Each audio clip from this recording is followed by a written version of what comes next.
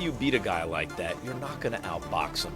If you're waiting on him and he's initiating and he's feinting you into counters and then he's countering the counter, you're going to lose that fight. You know AJ's chin's gone, right? Like, and I'm not saying that I believe that. I don't believe that. I think getting beaten up by Daniel Dubois does not mean your chin's gone, especially when you keep getting up and you've managed to rock him late in the fight and you stayed in the fight. And I think Daniel Dubois is a freak like, you know, AJ is a freak. He's a one-off. He's not. Jake Paul is not Daniel Dubois. But some people are genuinely giving Jake Paul a chance. That's blowing my mind here.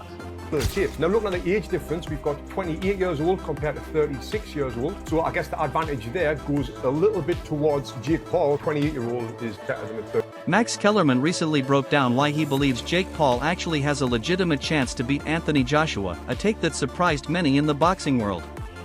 Kellerman acknowledged Joshua's undeniable skill, Olympic pedigree, and championship background, but argued that age may no longer be on AJ's side. He claimed Joshua doesn't fight with the same youthful explosiveness he once had. Meanwhile, Jake Paul brings youth, energy, hunger, and growing confidence into every fight. According to Kellerman, Joshua must tap into his younger self to win. He must stay active, aggressive, and fully committed to outworking Jake over every minute of the fight. If he doesn't, Kellerman suggests the age and energy difference could make things interesting. And he's feinting you into counters and then he's countering the counter, you're going to lose that fight. Joshua has to impose his size, strength, youth, go to the body. He has to be willing to take certain risks. And if he does... Kellerman went even further by saying Jake Paul actually has a chance, a statement that contradicts many analysts who believe Paul is risking his life stepping into the ring with a former heavyweight champion. Another point Kellerman highlighted was Jake Paul's evolution over the last several years. Jake has now fought multiple times under real pressure, learned to deal with massive crowds, and developed the composure needed to remain calm under bright lights. Because of this, Kellerman believes Paul won't feel nervous at all. Instead, he thrives when the stakes are highest. In fact, Kellerman said Jake has a 100% chance to win, meaning he is fully confident in his preparation, not that he is guaranteed to beat Joshua. Some experts also predict that Joshua can lose this fight. They argue that AJ is older, slower, and no longer has the lightning-fast reflexes he relied on when he was undefeated and feared throughout the heavyweight division. Experience that Jake has gained in the 5 years he's been in the sport. To be in your 12th or 13th fight in front of 80,000 people at AT&T Stadium in front of 125 million viewers, that's not experience you can gain normally. So he's going to go into that event very calm and very composed, and I fully believe that he does 100% think he's going to beat Anthony Joshua, yes. What about the weight? Will there be a limit for Joshua? So there's a lot of discussion around the weight.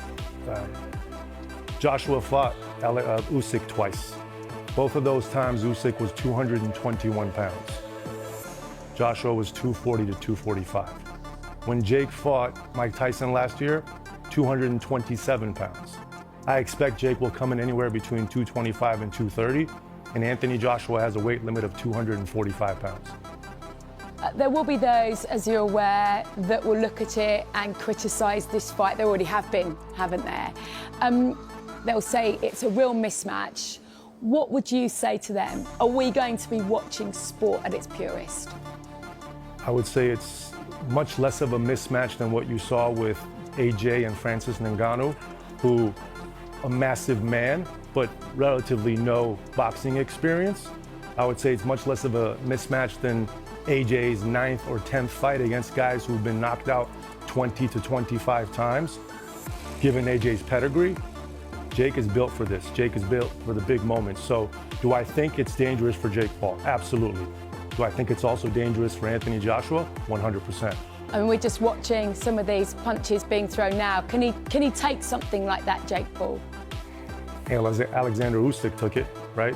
I think that was a perfect 1-2 combination by Joshua, again, on a fairly stationary fighter in Francis Ngannou, who had a good performance against Tyson Fury. But I don't think Tyson Fury took that fight serious for one. These analysts point out that Joshua used to dominate heavyweights with explosiveness, but now fights more cautiously, making him easier to hit. They also acknowledge that Jake Paul has improved dramatically, sharper power punches, better conditioning, and stronger fundamentals compared to earlier in his career. Combined with Joshua's aging and Jake's improvement, they argue this fight is far more intriguing than casual fans expect. Age, momentum, and recent performances from both fighters have created a matchup that many believe could be closer than people think. Incredibly well for Paul. He's not going to land on Joshua, is he? Joshua's going to be far too skilled in evading whatever Jake Paul can throw at him. Because I don't believe he's an evading fighter. I think he's one of those fighters that is extremely powerful to where a fighter is simply afraid. The problem is that all of the pressure's on Joshua at the moment. So Jake Paul, if he gets knocked out in 12 seconds, he should get knocked out. The problem is, as soon as Joshua starts taking damage, all of a sudden he's thinking, the world is watching me, I'm a professional fighter, and I'm getting beat off a YouTuber. All of the pressure is in Joshua, and that's a lot that can weigh on a man. Jake Paul can't damage him though. Like, people can damage him though. He's went down. No, people can. World people champion. can. Yeah. No, like Alexander Usyk can, Daniel Dubois can, but these are supreme athletes. Jake, completely correct. Yes, there's a difference in someone who's been boxing their entire life versus a YouTuber. I completely understand that, but you can't deny that Jake Paul has power. I think it's one of his only attributes. I think he's a very poor boxer, but what he does have is a weird technique where you don't know what. How do we know he's got power? How do we know he's got power? He's knocked people out. What, Ben Askren and Tyron Woodley? Tyron Woodley was like, arguably one of the best UFC fighters there's ever been. Like, No, mate, I'm not suggesting that. I'm not suggesting that he's going to go in there and walk Joshua all over. But you can't deny that he has lights out power. It's just something I would deny that. I would deny that he has that kind of power. Yeah, in an amateur boxing ring, yeah, fine. Not against a two-time world champion. I understand the contempt in what I'm saying, and I do see how it is completely stupid thinking a YouTuber could break Anthony Joshua. But the thing is that he's going to be training for this fight. Joshua has all of the world looking at him thinking you should walk him over. If it gets 3 rounds inside, I think Joshua loses. Yeah. You think he gets beat?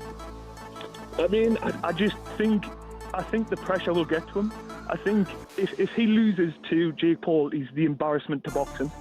And if you get inside 3 rounds where you've not put him away like everyone thinks you will, all of a sudden that pressure to finish the fight as he should is going to gain and gain and gain. Is there any truth in this, Jamie? Can you see a world where Dan's theory is basically this geezer can punch and he therefore has a puncher's chance? I think he's got no chance. Like slim, if none. No chance. None. Literally none. No chance. No. It's one of them, innit? I honestly, without going like extreme, Dan, I think Anthony Joshua, if he could only use one hand, wins the fight. I honestly do. This is the thing, and I love Joshua. You know, he's arguably the pride of Britain when it comes to boxing. He's a great fighter. But could you say he's past his best? Could you say that he's been tested too many times? The thing that it relates to me is when you look at Silva in the UFC, as soon as he got knocked out, his chin became glass. And I think that's the same with Joshua. I don't think he can take a punch anymore. I think he's one of those people where it's almost he damages way too easy now. And it's one of those things where I think when you're a boxer and you've had a few defeats and you've had... Former Olympic boxer Tony Jeff offered another angle, saying Jake Paul must be taken seriously because he has every resource imaginable. Jake has elite trainers, world-class conditioning coaches, sports psychologists, nutritionists, and access to the best sparring partners money can buy. Because of his financial advantage, Jake can build a perfect training camp without cutting corners. Jeff also stressed Jake's age advantage, reminding fans that youth is one of the biggest weapons in boxing. Younger fighters recover faster, push harder, and enter fights with more natural energy. Jeff believes Jake will prepare harder than ever because he knows this is the biggest challenge of his career.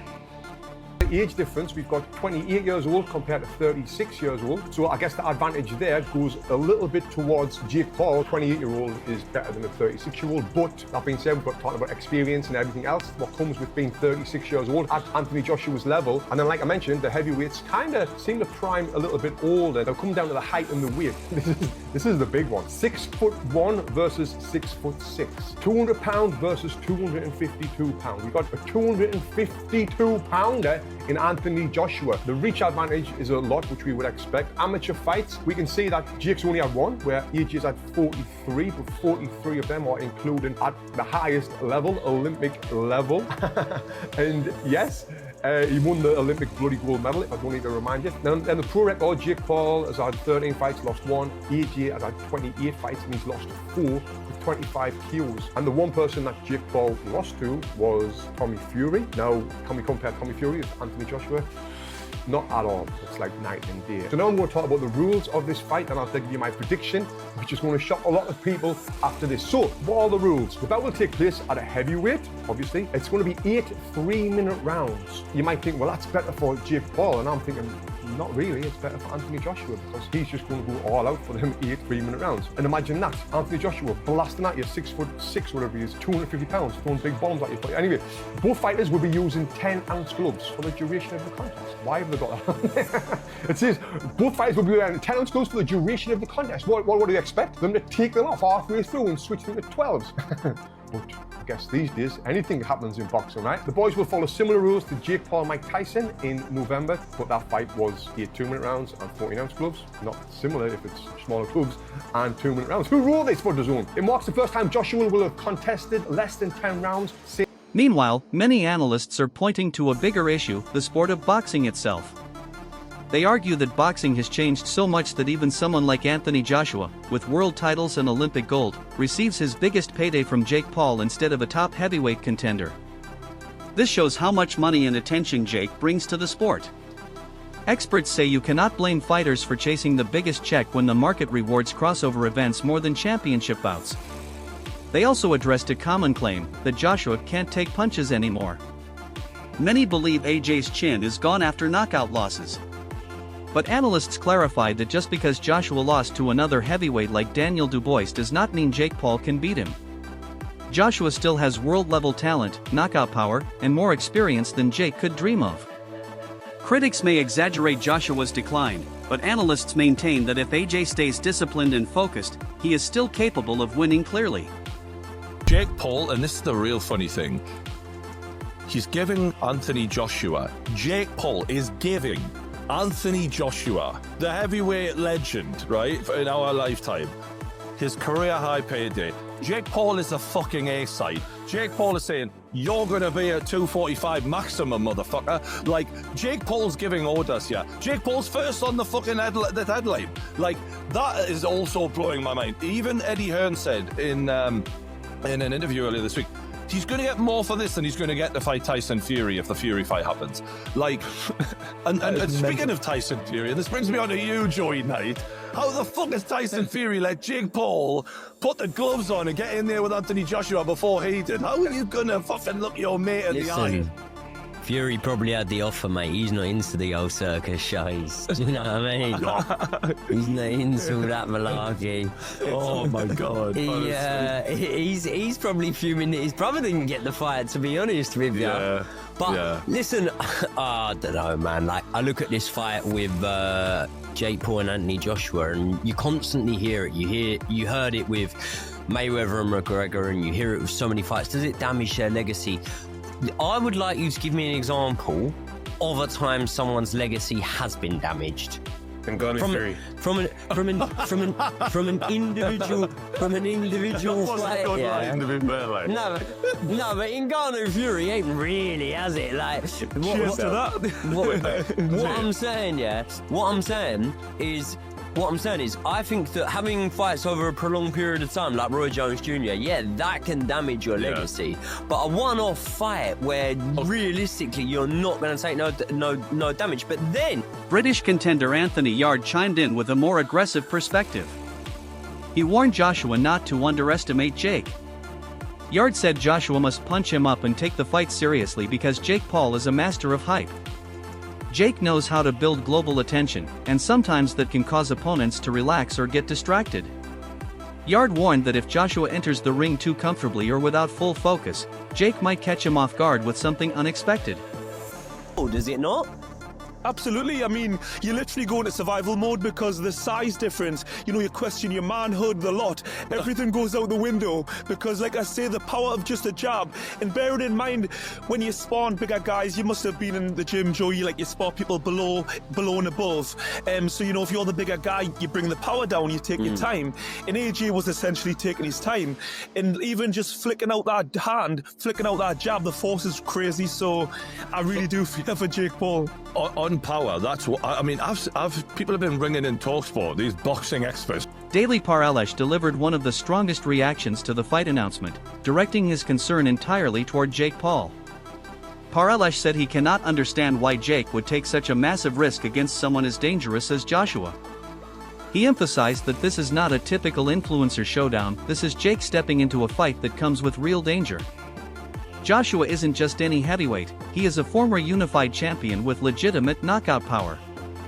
Paralesh stressed that standing in front of someone with Joshua's strength is an entirely different level of risk compared to anything Jake has experienced.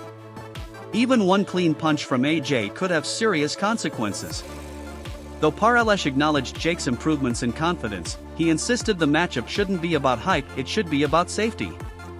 In his view, Jake is entering the most dangerous test of his career, and fans may not realize how serious the physical risks truly are.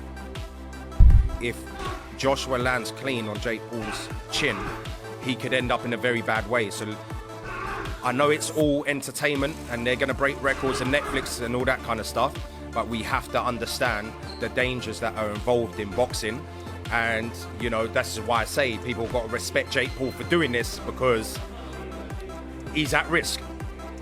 He's at a big risk indeed. I saw something that David Hay was saying where people were kind of worrying for Jake Paul, and David Hay was like, well, he's only going to take a lot of damage if he goes and gets beaten up for 12 rounds. He just gets knocked out in one punch. That's probably one of the best things that could happen in terms of taking the least damage possible. Yeah, David Hay is right, but also one punch can end your life as well. So you got the two sides. Yeah, he could get badly beaten up if it went 12 rounds, which can be worse. Across the boxing community, many analysts have expressed concern that Jake Paul is entering a level of danger he has never faced. They warn that bravery does not change physics. Joshua is a natural heavyweight with genuine knockout power. One clean punch may be enough to end the fight instantly. These critics argue Jake is stepping into something far more dangerous than any previous opponent. However, others believe Jake's greatest weapon is his confidence. They claim he has built his entire boxing career on proving people wrong, and he tends to perform better when the world doubts him. They say Jake never avoids challenges, and this fight is just another example of him stepping into something massive, knowing the world will be watching. Paul has lost his mind. This is probably the worst mistake of his career. Even in the poster, you can see this is a David and Goliath story here. I mean, there's times where I thought Jake is a cruiserweight. There's times where I thought even he could be a light heavyweight. And now he's stepping in with one of the most chiseled, bona fide heavyweights in the world right now in Anthony Joshua. I'm about to break the internet over Jake Paul's face. I'm not sure if that makes any sense, but it sounds fucking demented, terrifying. And speaking of the insanity of this thing, here is what the first line is. Jake as a plus 800. I have a feeling that's going to shift even more toward AJ. AJ's the 18-wheeler going 90 down the straightaway, and Jake is in a fucking golf cart going 10 miles an hour, headed right back at the 18-wheeler. It's going to be freaking destruction. Look at the reach. He's got a 6-inch reach on Jake, and trust me, the Chloe concept has told me this. And that wraps up today's breakdown. The boxing world is split, the experts are divided, and the risks are enormous. Stay tuned, this matchup could become one of the most surprising and talked about showdowns in modern boxing.